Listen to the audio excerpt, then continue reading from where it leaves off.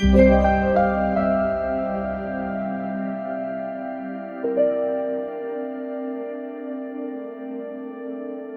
1.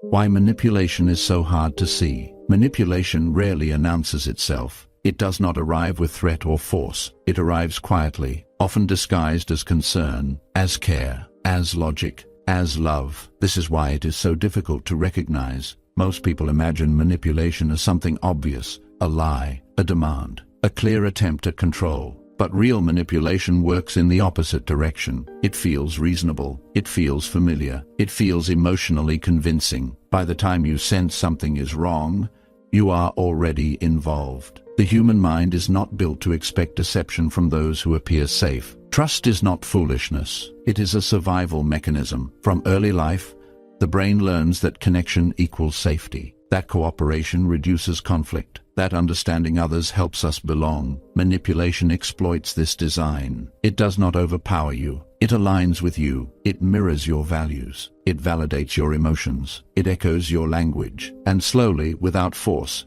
it begins to shape your decisions. This is why intelligent people get manipulated. This is why kind people get trapped. This is why awareness alone is not always enough. Manipulation does not target ignorance. It targets human nature. Let me take you into a familiar experience. You meet someone who listens carefully. They seem attentive. They understand you quickly. They say the right things at the right time. You feel seen, understood, relaxed. Nothing about the interaction feels threatening. That is the point. Manipulation often begins with comfort. The mind lowers its defenses when it feels emotionally safe. Critical thinking softens. Boundaries become flexible. Explanations replace instincts. The brain prioritizes harmony over scrutiny. This is not weakness. It is biology. Human beings are wired to cooperate, to empathize, to resolve tension. Manipulation works because it hijacks these systems. Instead of triggering fear, it triggers familiarity. Instead of demanding control,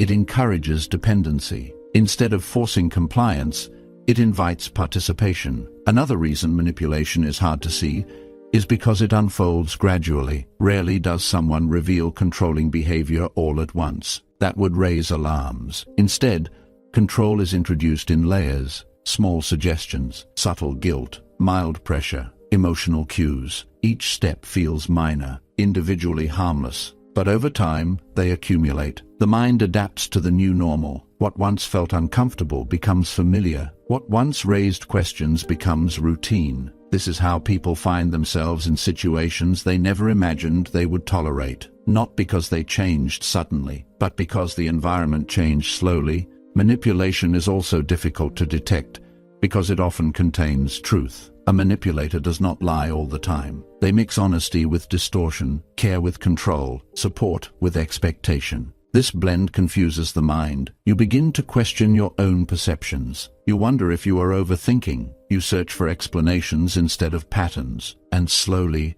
clarity fades. Another reason manipulation remains hidden is emotional investment. Once you care, walking away becomes psychologically costly. The mind prefers consistency over contradiction. It would rather reinterpret reality than accept that trust was misplaced. This is known as cognitive dissonance. When reality conflicts with belief, the brain often protects belief. So warning signs are minimized, concerns are postponed, boundaries are softened, not because you are weak, but because the mind is trying to preserve emotional stability. Manipulation thrives in this space. This audiobook exists not to make you suspicious of everyone, not to turn you cold or guarded. It exists to sharpen perception without destroying trust, to help you understand why manipulation works before teaching you how to recognize it. Because once you understand the mechanism, the spell weakens. You stop asking, "Why didn't I see this sooner?" and start realizing,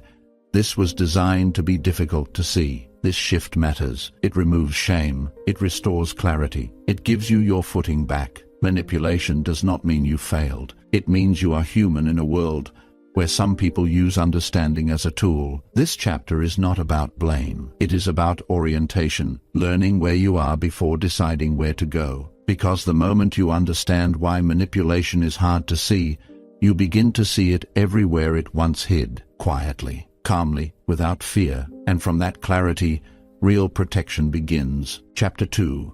The psychology of control. Control is rarely about dominance. It is about certainty. At its core, the need to control others is the need to reduce internal chaos. People who seek control are often not driven by strength, but by discomfort with unpredictability. Human beings fear uncertainty more than pain. The unknown triggers anxiety. Ambiguity creates vulnerability. Loss of control threatens identity. So the mind searches for stability. Some people find stability internally, through self-regulation, through reflection, through acceptance. Others search for it externally. They attempt to shape their environment. They influence people. They manage outcomes. They reduce variables. This is where control begins. Control becomes problematic when it is used to manage emotions instead of situations. When someone cannot tolerate their own anxiety, they may try to regulate it by regulating others, not because they are cruel, but because they are uncomfortable. This distinction matters. It explains why manipulation often comes from insecurity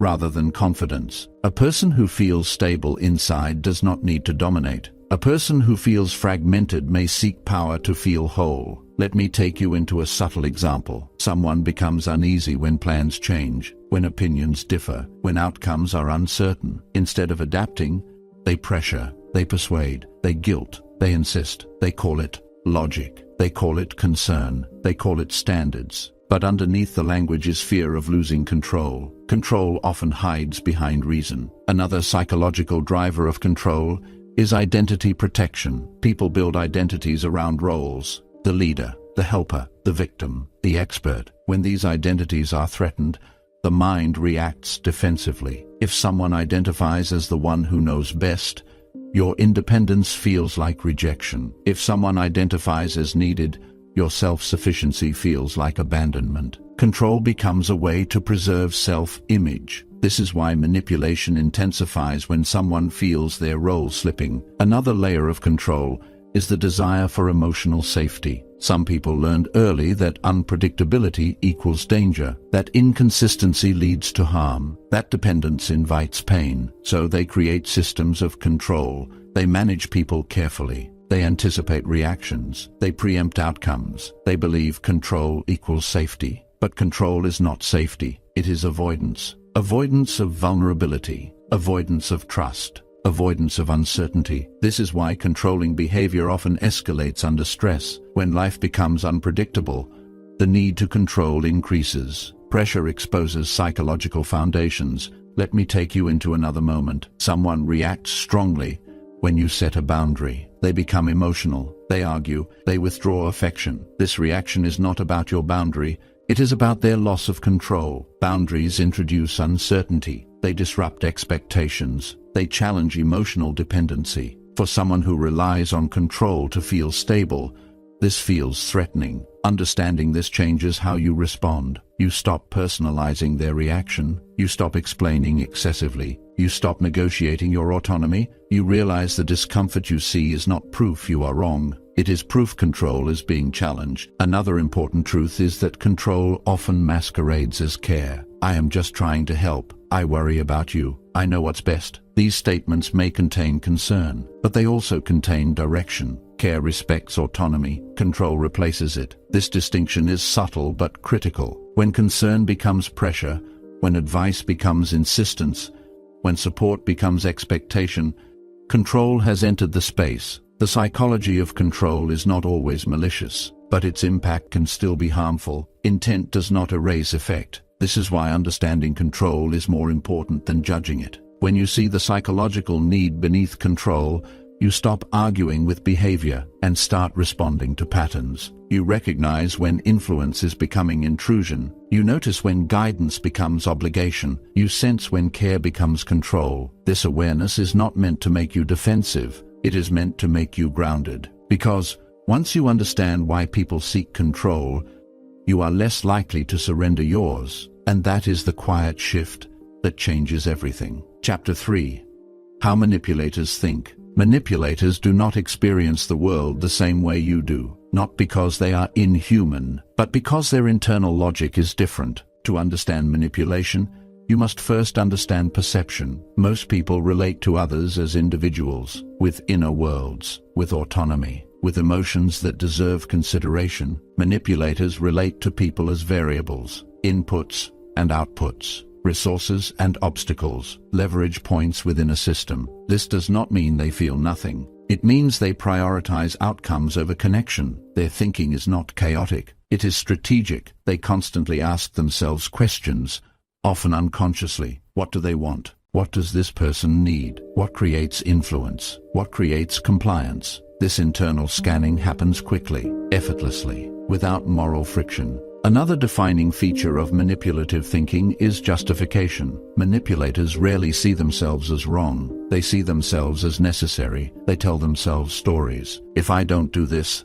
things will fall apart. They wouldn't understand unless I push. I am doing what needs to be done. These narratives protect self-image. Most manipulators do not wake up intending to harm. They wake up intending to manage outcomes. The harm is a byproduct. Another key element is emotional detachment at critical moments. Manipulators may express emotion convincingly. They may mirror empathy. They may display concern. But when emotion interferes with control, it is set aside. This is why they can shift quickly, from warmth to coldness, from affection to withdrawal, from praise to pressure. These shifts are not mood swings. They are tactical adjustments. Let me take you into a subtle moment. A manipulator offers support. You feel relief. Trust deepens. Later, when you resist something, that support is reduced, not openly removed, just slightly withdrawn. You feel the change, even if you cannot name it. This is conditioning. The manipulative mind notices what behaviors produce compliance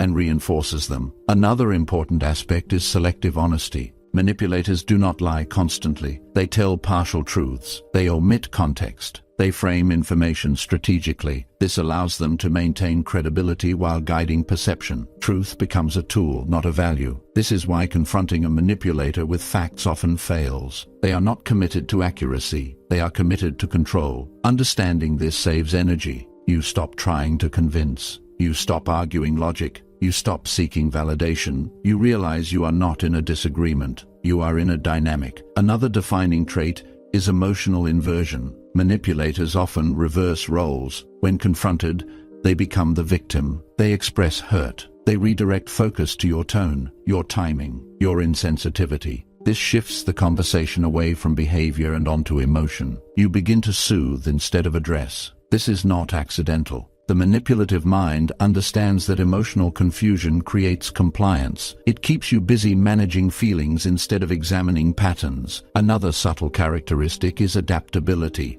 Manipulators adjust based on resistance. If pressure fails, they soften. If softness fails, they intensify. They do not commit to one approach. They commit to results. This is why manipulation feels exhausting. You are not responding to a person. You are responding to a strategy, one that evolves. Understanding how manipulators think does not require hatred or fear. It requires clarity. You stop asking, "Why would someone do this to me?" and start asking, "What outcome are they trying to secure?" This shift restores agency. You no longer interpret behavior emotionally. You interpret it structurally. You observe patterns. You notice repetition. You recognize timing. And when you do, something important happens. The manipulative strategy loses effectiveness. Not because you confront it, but because you stop participating unconsciously. This is the quiet power of understanding. You do not need to expose manipulators. You do not need to defeat them. You only need to see clearly. Because once you understand how manipulators think, their tactics stop feeling personal. And when something stops feeling personal, it stops controlling you. Chapter 4.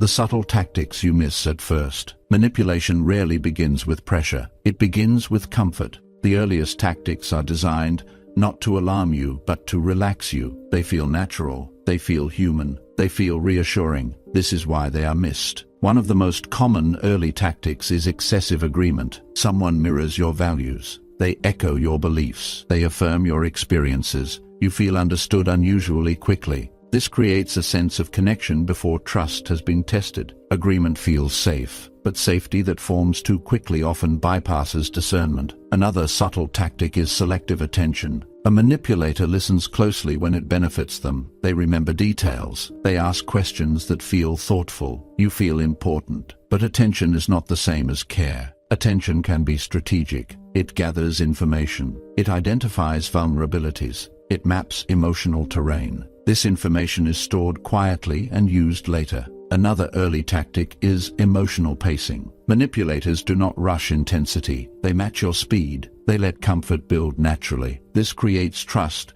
without triggering suspicion. But pacing is also a test. They observe how quickly you attach, how deeply you share, how much reassurance you need. This helps them decide how much influence will be required later. Another common tactic is framed generosity. Help is offered, support is given, advice is shared. Nothing is demanded in return, at least not yet. This creates an unspoken ledger. Later, when resistance appears, the past generosity is recalled. You know I've always been there for you. After everything I've done, the help becomes leverage, not because help is wrong, but because it was never free. Another subtle tactic is emotional validation without responsibility. Manipulators are skilled at saying what you want to hear without committing to change. They validate feelings. They acknowledge pain. They express understanding. But behavior remains unchanged. This creates confusion. You feel heard, yet nothing improves. This keeps you emotionally engaged while progress is postponed. Another early sign is boundary testing disguised as humor. Small jokes, light teasing, playful comments. If you react, they retreat and claim misunderstanding. If you tolerate it, the boundary moves. This is not accidental. Boundaries are tested gently at first. Pressure increases only after tolerance is confirmed. Another tactic is controlled vulnerability. They share personal stories, past wounds, moments of pain. This creates intimacy, but the vulnerability is selective. It reveals emotion without revealing accountability. You feel closer, you feel trusted, but you are also being anchored emotionally. Let me take you into a quiet realization. Most early manipulation feels good. That is why it works. It does not feel like control. It feels like connection. This is why people often blame themselves later. I should have known. I ignored the signs. But the signs were subtle by design. Manipulation succeeds because it uses ordinary human warmth as camouflage. This chapter is not meant to make you distrust kindness. It is meant to slow perception, to help you notice when comfort replaces clarity, when familiarity forms faster than trust, when generosity creates obligation, when validation delays accountability. Awareness begins here,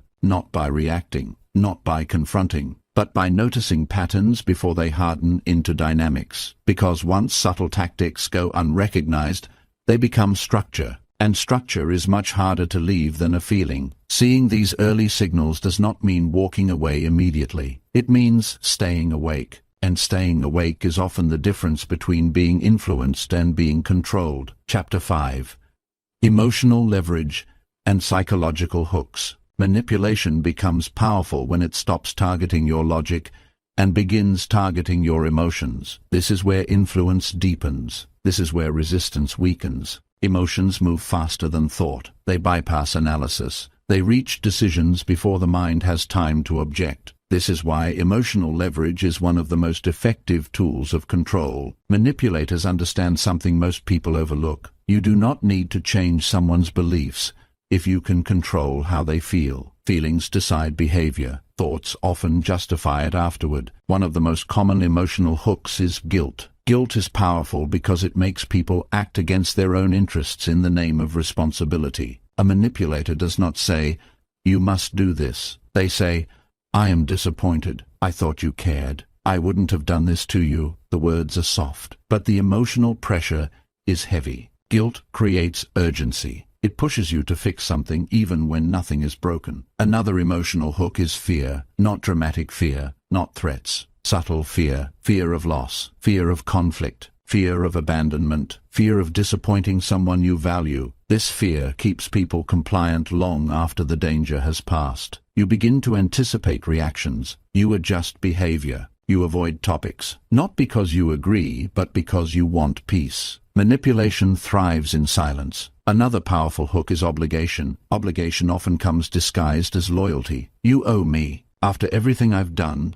anyone else would have walked away. These statements rewrite history. Help becomes a debt. Support becomes a contract. Kindness becomes a transaction. You stop choosing freely and start repaying emotionally. This is not generosity. It is leverage. Hope is another psychological hook. Manipulators often promise future change, better behavior, improvement, growth, but the promise is always just ahead, never fully reached. Hope keeps people invested. It delays decision-making. It encourages patience beyond reason. You wait. You endure. You explain away patterns. Hope becomes a cage made of optimism. Another emotional tool is selective affection. Warmth is given when compliance is present. Coldness appears when resistance emerges. This creates confusion. You begin associating safety with approval. You unconsciously adapt to regain emotional warmth. This is conditioning. It does not require cruelty. It requires inconsistency. One of the most damaging hooks is responsibility for another person's emotions. Manipulators often position themselves as emotionally fragile. They emphasize stress, pain, struggle.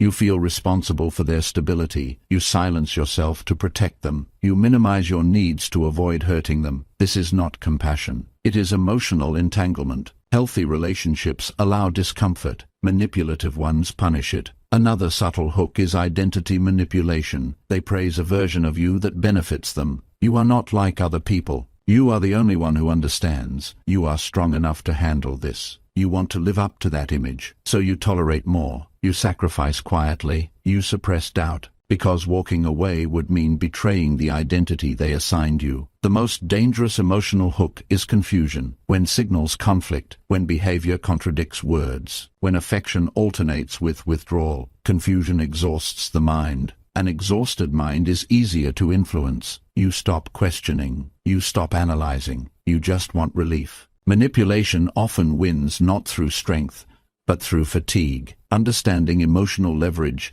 changes how you respond. You stop explaining your feelings endlessly. You stop defending boundaries emotionally. You stop negotiating clarity. You realize something crucial. If a connection requires you to feel guilty for being honest, afraid to speak freely, or responsible for another person's inner world, something is wrong. This chapter is not meant to harden your heart. It is meant to return emotional choice to you. Emotions are not enemies. They are signals. But when someone consistently uses them to guide your behavior, your autonomy begins to fade. Seeing emotional hooks clearly is not about withdrawal. It is about awareness. Because the moment you recognize how emotional leverage works, it loses its grip. And when emotional leverage fades, manipulation has very little left to hold on to. Chapter 6. Gaslighting, Distortion, and Reality Control. Gaslighting is not loud. It is not dramatic. It rarely looks like obvious deception. Gaslighting works because it feels reasonable. It begins quietly, with small moments that don't quite sit right. A comment that contradicts your memory, a reaction that feels out of proportion, a denial that makes you pause. At first, you assume misunderstanding. You replay the conversation in your mind. You wonder if you misheard. You consider that maybe you are overreacting. That hesitation is the opening. Gaslighting is not about changing facts. It is about changing confidence in your perception of those facts. A manipulator doesn't need you to believe them completely. They only need you to doubt yourself enough. It often starts with subtle corrections. That's not what I said. You are remembering it wrong. You always twist things. These statements don't attack you directly. They challenge your accuracy. Over time, accuracy turns into insecurity. You begin checking your memory before speaking. You soften statements. You add disclaimers. I might be wrong, but maybe I misunderstood. I could be imagining this. Gaslighting trains you to question yourself first. Another common tactic is emotional invalidation. You express hurt, and instead of addressing it, the response shifts to your reaction. You are too sensitive. You are reading too much into it. You are making a big deal out of nothing. The focus moves away from what happened and onto what's wrong with you. Your emotions become the problem, not the behavior that caused them. This creates a dangerous loop. You feel something is off. You express it. You are told your feelings are unreliable, so next time, you stay silent. Gaslighting also relies heavily on rewriting history. Past events are reframed. Patterns are dismissed. Context is erased. That only happened once. You are exaggerating. That's not how it usually is. Even when the pattern is clear, each incident is treated as isolated. This keeps you from trusting trends. You are encouraged to judge each moment alone, never the whole picture. Another powerful distortion is selective accountability. When things go well, the manipulator takes credit. When things go wrong, confusion appears. I don't know why you took it that way. That wasn't my intention. You misunderstood me. Responsibility dissolves into ambiguity. Over time, you stop expecting clarity. You start adapting instead. You choose words carefully. You avoid certain topics. You anticipate reactions, not because you are wrong, but because clarity has become exhausting. One of the most damaging effects of gaslighting is internalized self-doubt. You begin questioning your judgment in areas unrelated to the relationship. Decision-making feels heavier. Confidence weakens. Second, guessing becomes automatic. This is not coincidence. When you lose trust in your perception, you become easier to influence. Gaslighting also isolates. When you try to explain what's happening to others, it sounds confusing. There are no dramatic events to point to, no obvious proof, just a feeling of being off balance. So you stop talking about it. Isolation strengthens the distortion. The manipulator's version of reality becomes the loudest one in the room. It's important to understand something clearly. Gaslighting is not always intentional, but its impact is always damaging. Whether deliberate or unconscious, the effect is the same. Your reality becomes negotiable. Your feelings require justification. Your memory feels unreliable. Healing begins with grounding, not arguments, not explanations. Grounding. You start paying attention to patterns, not promises. Consistency, not words. Behavior over intention. You stop asking, "Am I wrong?" and start asking, "What am I observing?" You begin documenting internally, not to accuse, but to stabilize yourself. Gaslighting loses power when reality is anchored. Another key shift is emotional permission. You allow yourself to feel without defending it. You accept discomfort as information. You trust that clarity does not require agreement. Healthy relationships do not require you to doubt your sanity in order to maintain peace. When someone consistently denies your experience, confuses your memory, or reframes reality to avoid accountability, that is not misunderstanding, that is control. Recognizing gaslighting does not mean you become rigid or defensive. It means you become anchored. You stop negotiating what you know. You stop explaining your perception endlessly. You stop asking for permission to trust yourself. Reality control only works when self-trust is weak. And the moment self-trust returns, gaslighting collapses. Because manipulation cannot survive in a mind that believes its own experience. Chapter 7. The role of fear, guilt, and obligation. Manipulation rarely announces itself as control. More often, it arrives disguised as concern, as loyalty, as responsibility. Three emotions sit at the center of this disguise: fear, guilt, obligation. Together, they form a silent leash. Fear is usually the first hook, not fear of physical harm, but fear of loss, fear of abandonment, fear of conflict, fear of disappointing someone you care about. The manipulator does not need to threaten you directly. They only need to suggest consequences. If you do that, things might change. I don't know if I could handle that. I guess I'll just deal with it alone. Nothing is said clearly, but everything is felt. You begin anticipating negative outcomes before they happen. You adjust your behavior to prevent emotional fallout. You choose safety over honesty. Fear works best when it stays vague. The more undefined the consequence, the more power it holds. You start imagining worst-case scenarios on their behalf. You carry anxiety that isn't even yours. Then comes guilt. Guilt is the emotional tax of manipulation. It appears whenever you consider your own needs. You feel guilty for saying no, guilty for wanting space, guilty for questioning something that makes you uncomfortable. The manipulator may frame themselves as the victim. After everything I've done for you, I never ask for much. You are the only one I can count on. These statements are not requests. They are reminders of debt. You are made to feel that asserting yourself is a form of betrayal. So you shrink. You compromise not because you agree, but because you don't want to feel bad. Guilt is especially powerful because it mimics empathy. You believe you are being kind, understanding, selfless. But true empathy does not erase self-respect. Obligation is where fear and guilt settle into routine. At this stage, compliance feels automatic. You do things not because you want to, but because it feels expected. I should, I have to. It wouldn't be right not to. Notice the language. Your choices no longer sound like choices. Obligation transforms manipulation into habit. You stop checking in with yourself. You stop asking what feels right. You operate on emotional autopilot.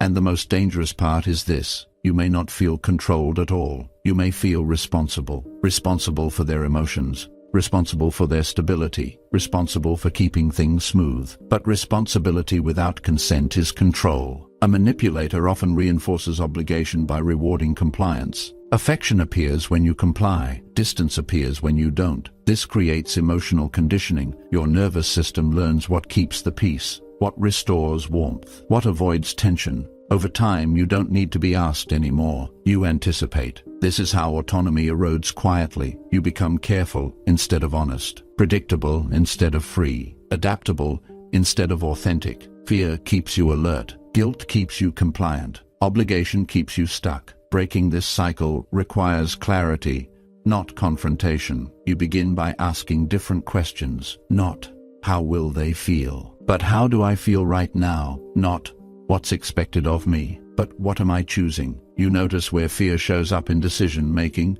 You notice where guilt replaces desire. You notice where obligation overrides instinct. This awareness is uncomfortable at first, because it reveals how much of your life has been negotiated emotionally. But awareness also restores power. You realize that healthy relationships do not rely on fear to function. They do not punish honesty. They do not frame boundaries as abandonment. They do not treat your autonomy as a threat. You are allowed to choose without justification. You are allowed to change your mind. You are allowed to disappoint others without betraying yourself. Fear, guilt, and obligation are not signs of love. They are tools of control when they replace mutual respect. When you stop responding to these emotions automatically, manipulation loses its grip, because control only works when your emotions are weaponized against you. Chapter 8.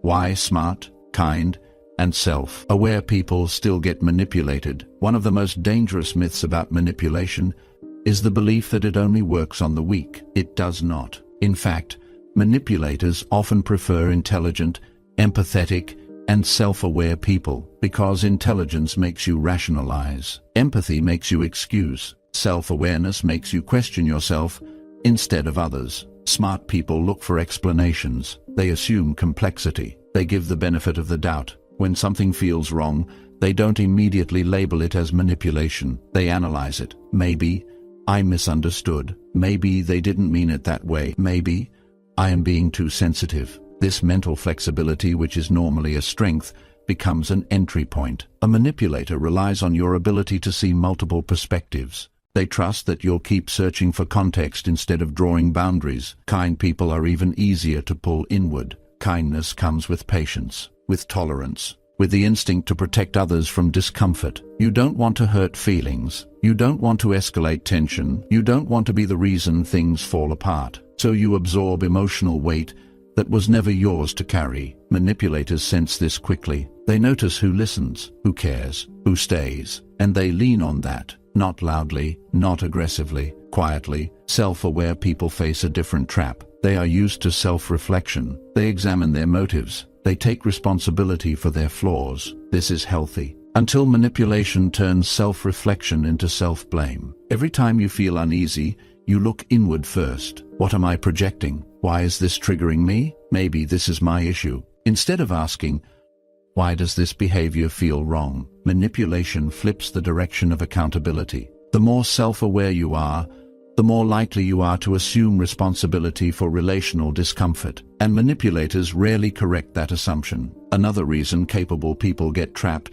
is that manipulation does not begin with harm. It begins with alignment. At first, the manipulator seems to see you. They mirror your values. They validate your experiences. They speak your emotional language. This creates trust. You feel understood, safe, recognized. And when trust is established early, red flags later are interpreted as exceptions. You don't want to believe the connection was false. You don't want to admit you misjudged someone. So you minimize the warning signs. You focus on who they were at the beginning, not who they are becoming. There is also pride involved, not arrogance, but the belief that you would notice manipulation if it were happening. So when it does happen, Your mind resists the conclusion. It can't be that. I am not that naive. This internal resistance delays action. Manipulation thrives in delay. The longer you stay uncertain, the deeper the emotional hooks settle. Another overlooked factor is hope. Smart, kind people believe in growth. They believe people can change. They believe conversations can fix things. So they wait. They explain. They compromise. They give chances.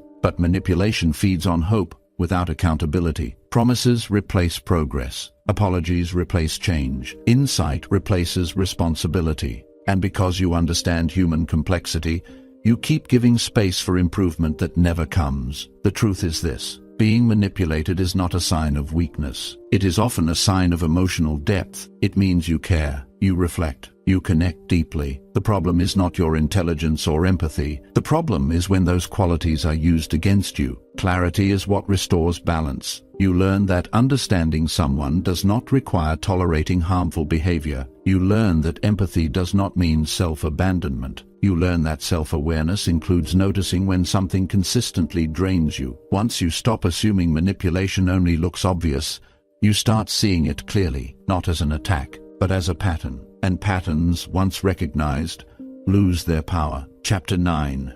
The moment you realize you are trapped, there is a moment that arrives quietly. It does not come with shock or drama. It comes with exhaustion. You notice that you are tired in a way rest does not fix. Conversations drain you. Decisions feel heavy. Clarity feels distant. Something has shifted, even if you cannot yet name it. This is often the moment people begin to realize they are trapped, not physically. Psychologically, you start replaying interactions more often, not out of curiosity, but out of confusion. You search for where things went wrong. You look for the misunderstanding that must explain everything, but nothing resolves. You feel stuck between knowing something is wrong and being unable to clearly explain why. This is one of the most painful stages of manipulation, because the cage is invisible. From the outside, everything may look normal, even functional, but internally, you feel constrained. Your thoughts no longer feel like your own. Your reactions feel delayed. Your confidence feels muted. You hesitate before speaking. You calculate responses. You wonder how your words will be received before you even decide what you feel. This is not awareness. This is self-surveillance. Another sign of this stage is emotional numbness. You stop reacting strongly, not because things are fine, but because reacting costs too much. You conserve energy by disengaging internally. You become quieter, less expressive, more careful. This numbness is not peace. It is self-protection. You may also notice that your world has shrunk. You talk less to people who might question the situation. You explain less. You simplify stories, not because you are hiding something deliberately, but because explaining feels complicated. The situation is hard to describe without sounding dramatic or uncertain, so you carry it alone. Isolation deepens the trap. Another painful realization is noticing how much of yourself you have adjusted. You remember who you used to be, more spontaneous, more open, more certain, and you quietly wonder when that version faded. This realization often comes with self-judgment. How did I let this happen? Why didn't I leave earlier? Why did I ignore the signs? These questions hurt, because they turn confusion into blame. But manipulation does not trap you all at once. It tightens gradually. Each compromise felt reasonable at the time. Each delay had a justification. Each doubt had an explanation. The trap was built slowly, with your cooperation but without your consent. Another sign you are in this stage is fear of clarity. You want answers, but you are afraid of what they might mean. Clarity would require change. Change would require loss. Loss feels overwhelming, so the mind hesitates. It oscillates between awareness and avoidance. This inner conflict is exhausting. You feel restless but stuck, alert but frozen, aware but unsure. This is the psychological weight of entrapment. And yet, this stage is also significant, because the realization, however quiet, means something important is happening. You are no longer fully inside the illusion. You are observing it. You may not yet know what to do, but you know something is wrong. And that knowing matters, because manipulation relies on unconscious participation. The moment awareness appears, even faintly, the dynamic begins to change. This chapter is not about escape. It is about recognition, about honoring the moment you stop dismissing your discomfort and start listening to it. Feeling trapped does not mean you are powerless. It means you are waking up, and waking up is rarely comfortable, but it is always the beginning. Chapter 10.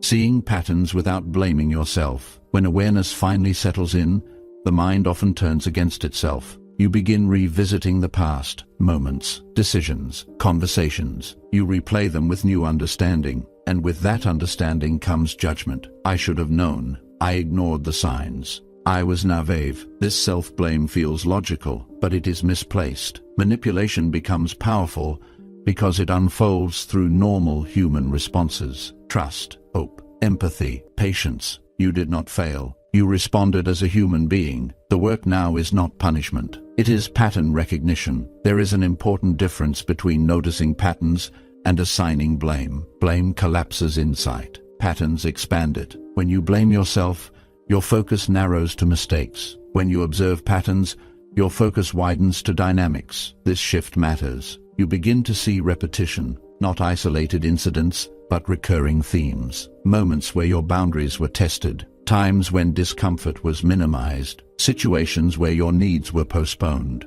Patterns reveal truth without emotion. They show you what has been happening without asking you to judge yourself for noticing. Another key step is separating responsibility from causation. Yes, you participated. Yes, you stayed longer than you wish you had. But participation does not equal fault. Responsibility means recognizing what you control now. Causation refers to how the situation formed. Manipulation thrives when these two are confused. When you believe you caused the harm, you hesitate to change it. But when you recognize patterns clearly, you reclaim choice. You stop trying to rewrite the past and start responding differently in the present. Another important realization is that manipulation often exploits timing. You may have been vulnerable, tired, open, searching for connection. That does not make you weak. It makes you human. Manipulators are drawn to moments of openness, because openness lowers defenses. Recognizing this removes shame. You were not careless. You were receptive. There is also grief in this stage. Grief for time spent, energy invested, versions of yourself that were suppressed. Allow this grief. It is not indulgent. It is necessary. Grief acknowledges loss without assigning guilt.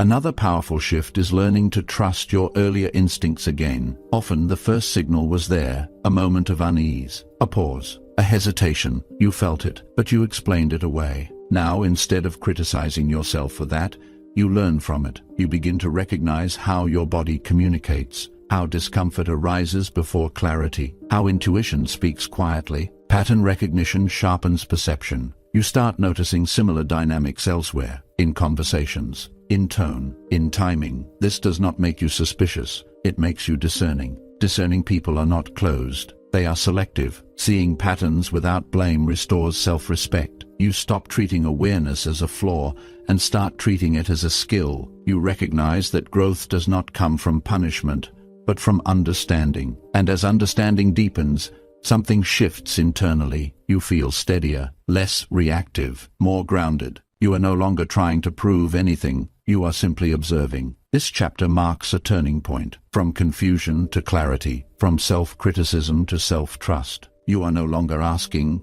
"What is wrong with me?" You are asking, "What am I seeing clearly now?" And clarity, once reclaimed, becomes the foundation for protection. Chapter 11.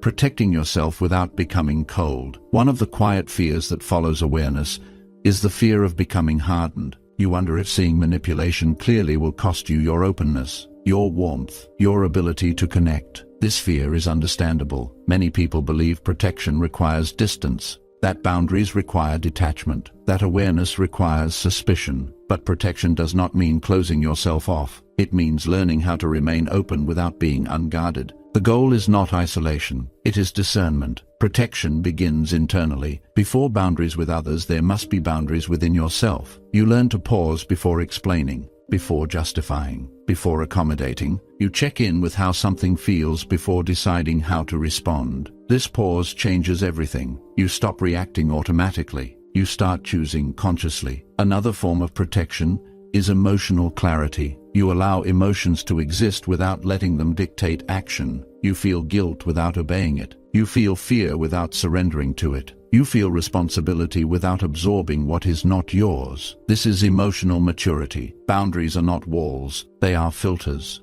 They let in what is respectful and block what is not. A healthy boundary does not require explanation. It does not need to be defended. It does not require agreement. It simply exists. Many people struggle with boundaries because they confuse them with punishment. They believe boundaries are meant to control others. They are not. Boundaries are meant to protect your energy, your time, and your sense of self. When you stop explaining boundaries, you learn who respects you and who resists your autonomy. Resistance is information. Another important aspect of protection is learning to tolerate discomfort. Manipulation thrives when you fear tension. If you need everyone to feel okay for you to feel okay, you are vulnerable to control. Discomfort is not danger. Disagreement is not abandonment. Learning to sit with tension without fixing it restores power. You also learn to watch behavior over words. Words can be rehearsed. Behavior reveals patterns. Consistency matters more than promises.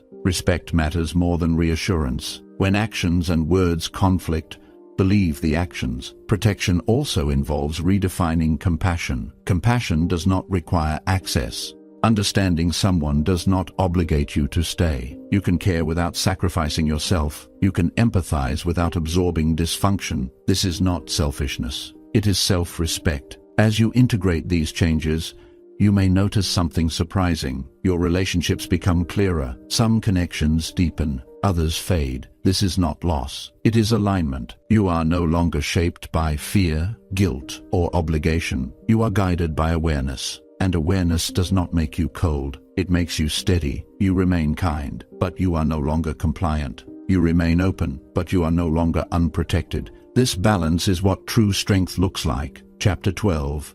Freedom, clarity, and self-trust. Freedom does not arrive dramatically. It does not announce itself with certainty or relief. It arrives quietly as clarity. You begin to notice a subtle shift in how you experience yourself. Your thoughts feel more grounded. Your reactions feel less urgent. Your inner voice feels steadier. This is not because life has become easier. It is because your relationship with yourself has changed. Self-trust is returning. Self-trust does not mean certainty about everything. It means confidence in your ability to respond. It means knowing that if something feels wrong, you will listen. This is the core of freedom. When self-trust is strong, manipulation has little room to operate. You no longer need to prove your perceptions. You no longer need permission to feel. You no longer need validation to choose differently. Clarity simplifies decisions. You stop negotiating your instincts. You stop explaining discomfort away. You stop waiting for external confirmation. You recognize patterns early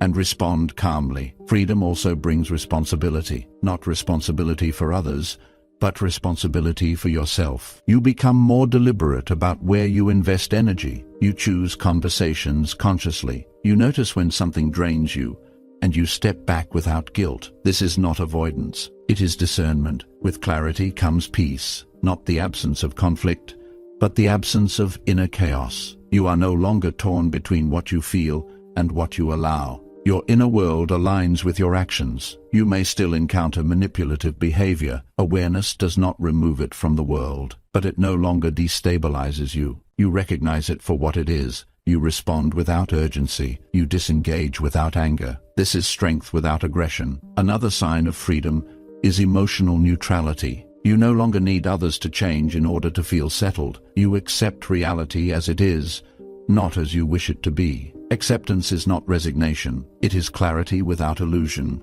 As self-trust grows, your boundaries become natural. You don't announce them. You don't defend them. They are reflected in your choices. You say no when needed. You say yes when aligned. And both feel honest. Freedom also restores connection. Not with everyone, but with those who meet you in respect. Relationships feel lighter. Conversations feel mutual. Presence feels safe. This is what happens when manipulation no longer shapes your behavior. You become less reactive, more responsive, less guarded, more grounded. This chapter is not an ending. It is an integration. You are not leaving the world of influence behind. You are learning to move through it with clarity. You are not becoming immune. You are becoming aware. And awareness, when paired with self-trust, is one of the most powerful protections there is. Seeing through manipulation does not make you cynical, it makes you free. Finally, seeing clearly is the real power. The purpose of this audiobook was never to make you wary of everyone. It was to return something that may have been slowly taken from you: clarity. Manipulation thrives in confusion. It feeds on self-doubt,